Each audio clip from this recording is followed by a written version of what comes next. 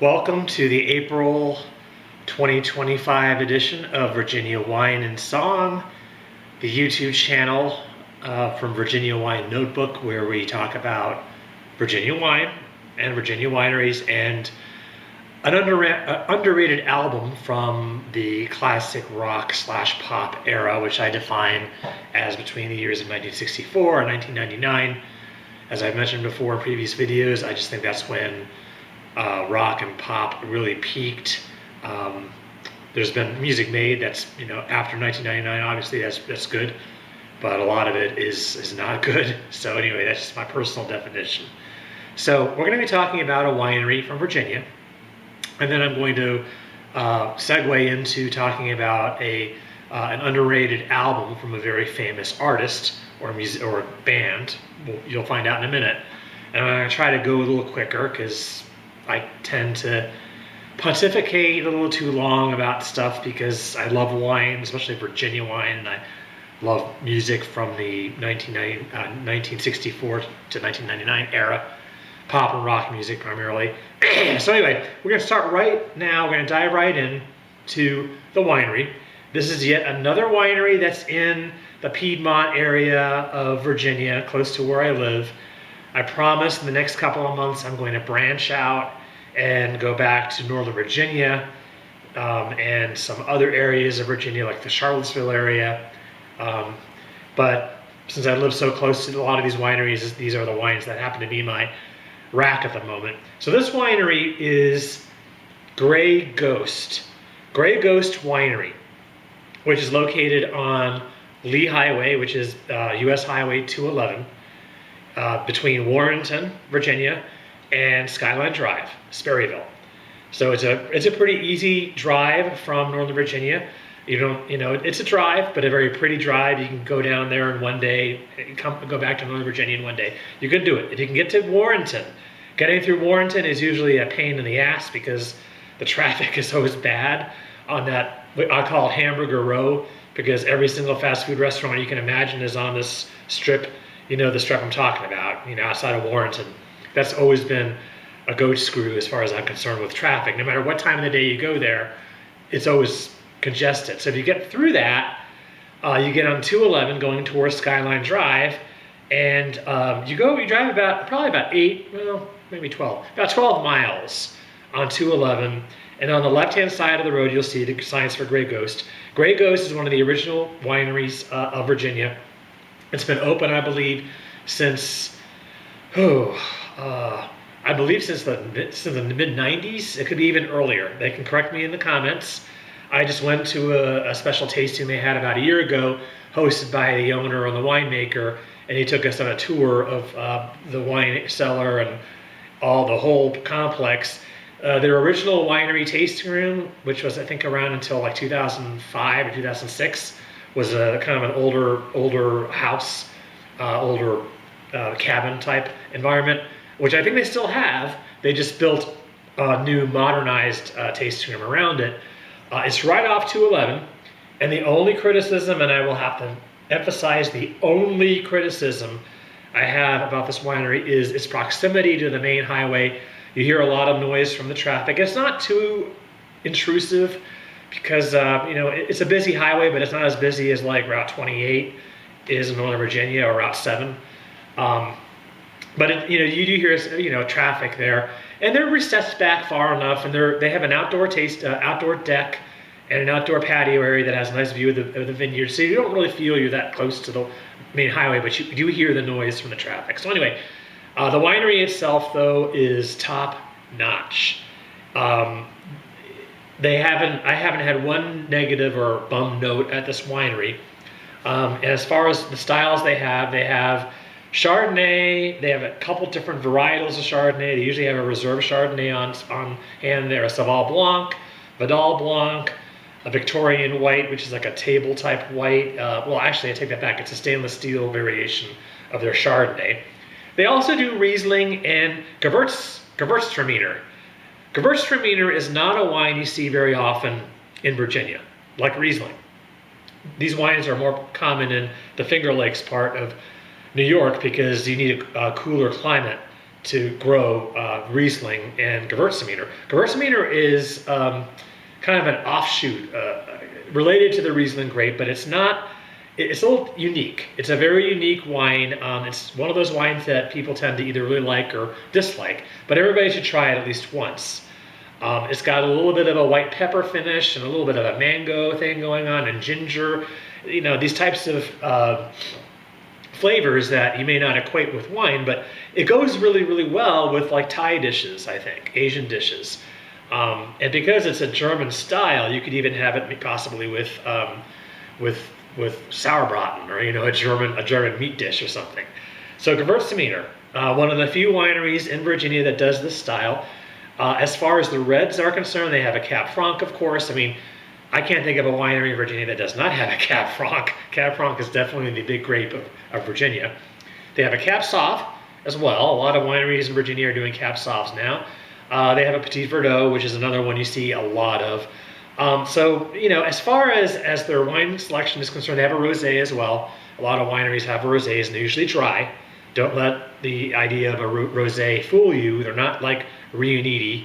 If you remember Riuniti, that really commercial stuff that was around in the 80s. The rosés are really, really good, usually in Virginia.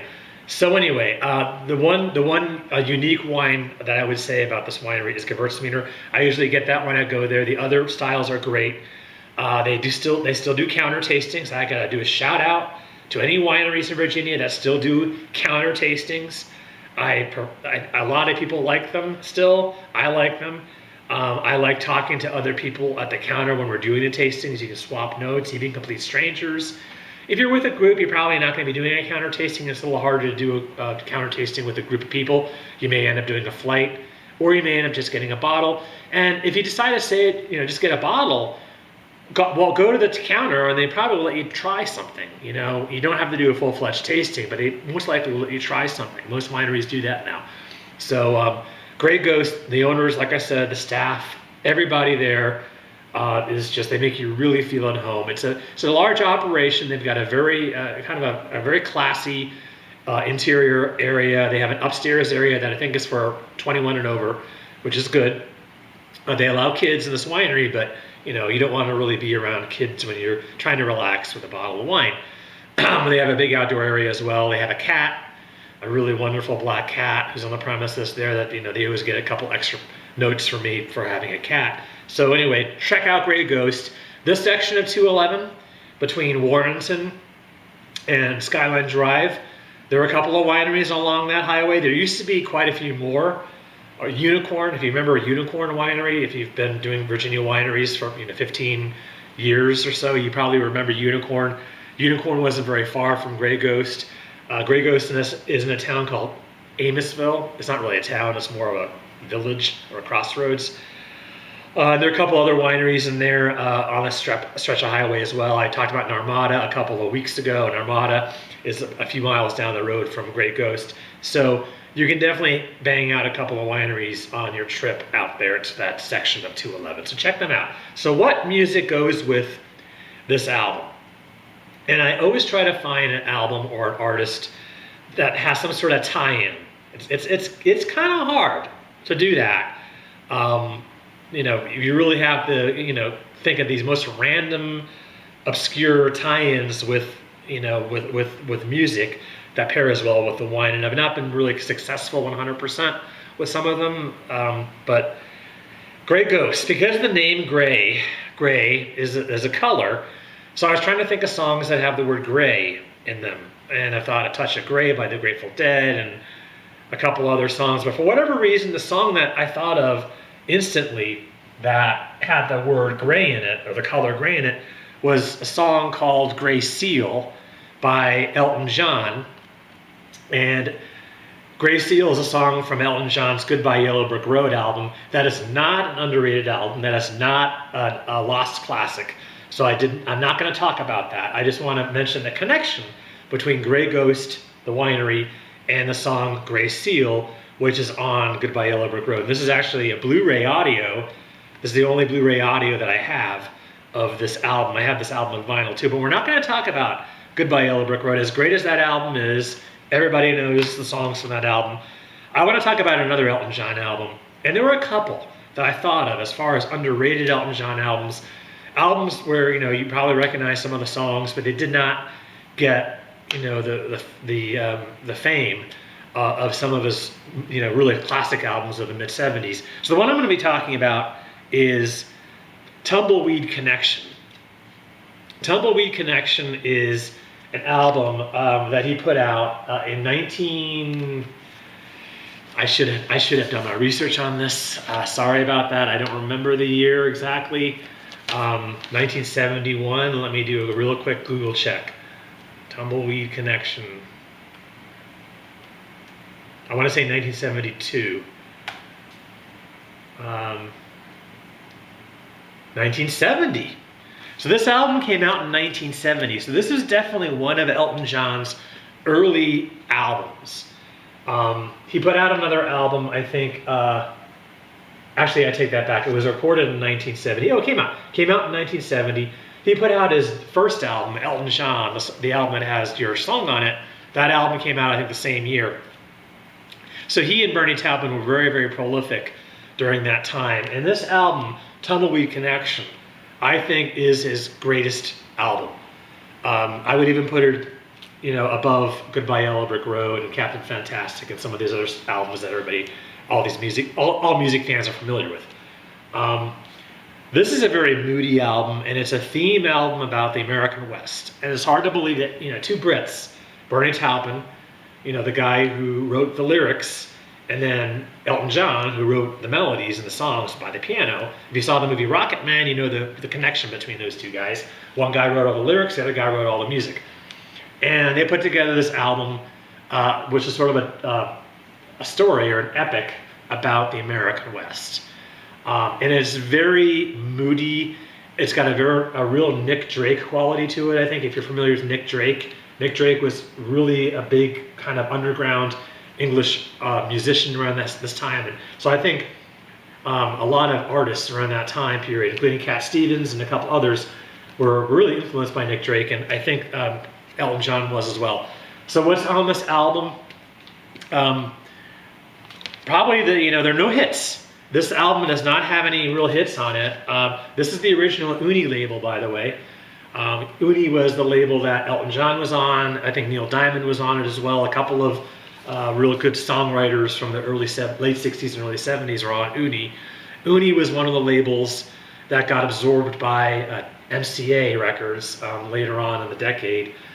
So if you get later pressings of Tumbleweed Connection at a used record store, you most likely will find it on MCA, unless you get lucky and find it on Uni. So probably the most famous song on this album is Burn Down the Mission. Burn Down the Mission, again, even the title kind of invokes all sorts of things, but it's got a real kind of Southwestern flavor to it. The other song that's pretty famous on here is Come Down in Time. Come Down in Time is a very, very Nick Drake-esque, haunting melody. Sting actually covered it on the Two Rooms album, the tribute album to Elton John that came out in the 90s, called Two Rooms, which had all these famous artists covering Elton John and Bernie Taupin songs, and Sting did Come Down in Time. That was actually the first time I heard Come Down in Time, was from that cover album. And it's got My Father's Gun. There are a couple of songs on here about guns. My Father's Gun, Talking Old Soldiers is a kind of Civil War thing. So like I said, a real epic about the settling of the American West. There are a couple of quirky songs on here, kind of fun songs like Country Comfort. There's also a song on here called Amarina. Amarina, if you're familiar with the movie Dog Day Afternoon with Al Pacino, that movie, by the way, doesn't have any music in it. That movie is totally music-free. There's no soundtrack in that movie. So if you've seen that movie, watch that again, and you will not hear any music during the entire movie, except for the opening credits at the beginning of the movie. You hear the song Amarina by Elton John, and it's in the movie. It's actually on the radio in the car. So they're out in front of the bank waiting to go in there and try to rob the bank, and they're listening to Amarina. So that's the only song you hear. That's the only music you hear in that whole movie. Kind of makes it interesting. So anyway, this is a really, really cool record, and the artwork is really, again, like I've said in other videos, what you don't get in the world of streaming is you don't get this. You don't get this wonderful, inner sleeve artwork, these old pictures of Bernie Taupin and Elton John. This is before Elton John adopted his really, colorful stage persona. This is before Crocodile Rock and all that stuff. So again, I just can't say enough about this album. I think it's just it's a masterpiece. In fact, 1 second, I'm going to grab something here from my shelf that I also want to share. This is a remastered SACD of the album Tumbleweed Connection, and this was put out by Rocket Records. Well, it was put out by a company called Analog Productions, and they put out a couple of the Elton John classics. They did Madman Across the Water as well, and they did the first Elton John album, the album that has Your Song on it. So I have this on, just like Steely Dan, I have this on vinyl and I have it on SACD. Great album. The other album, which I also want to give a shout out to, again, I'm kind of cheating here because I'm mentioning 3 albums by Elton John. This is not underrated, but this was the album that came after Tumbleweed Connection. I think it was released the same year, actually, as Tumbleweed Connection.